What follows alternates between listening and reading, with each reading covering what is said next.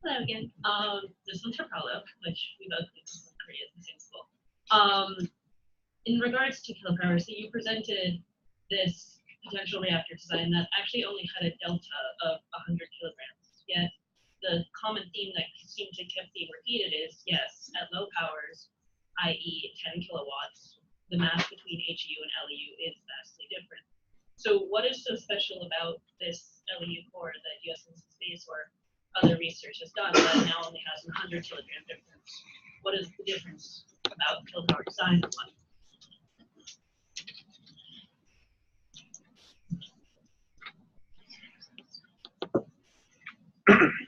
So the interesting thing is that the number for the LEU kilopower mass is actually within 10 kilograms, I think, 10 plus or minus, of a similar design that LANL has put out. The difference is largely that we talk about it. No, so because there's, as a private actor, where our funding for this kilopower work is not from the main program, we have a level of freedom in terms of what we can say. LANL has put out a report looking at LEU options of kilopower. I think it was maybe 2 years ago. And it's very comprehensive and does a very good job at looking at all the different options. And their conclusions are very similar to ours, that if you have a moderated spectrum where you put in zirconium hydride, you can get a low power system or a high performance, low mass system.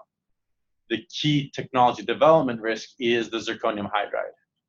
Now, at the same time, there's a guy who sits, I think, next door to Pat McClure and the others down there. Posted, yeah, thank you. And Dave Poston, who are developing zirconium hydride and yttrium hydride. And I think the conversation we had earlier last year is that they're not worried about manufacturing either zirconium hydride or yttrium hydride. And there it's a matter of ensuring the hydrogen is retained throughout the lifetime of the reactor. And that's something that we're looking at currently, both as part of an RPE proposal that we had proposed last year, as well as looking at independently. And essentially putting a series of coatings onto the hydride to help it retain the hydrogen at high temperature operation. And this has utility for both kilopower systems as well as nuclear thermal propulsion systems. So the Los Alamos study that Paolo refers to is publicly available. It's a white paper from 2017, I believe August. And it does in fact show that the weight difference for the entire system is not a large percentage, especially for the 10 kilowatt reactor. And it is interesting that shortly after that, Los Alamos stopped talking about that option and only looked at unmoderated LEU reactors, which even I don't support. So, and magnify the weight difference by an order of magnitude. Other questions?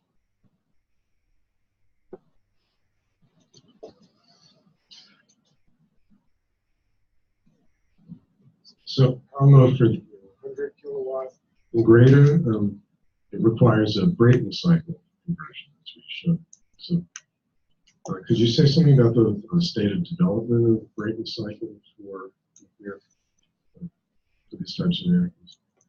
So actually the guy you would want to be talking to is Lee Mason, who's sitting next to you, who did a lot of work on that in the 90s and 2000s on development of high temperature Brayton cycle systems. I think in support of both fission surface power as well as JIMO. Do you want to talk to that? I'm not part of it. So we believe it's doable, that the TRL level is not problematic, particularly when we look at the implementation timelines for these types of systems. It's not next year.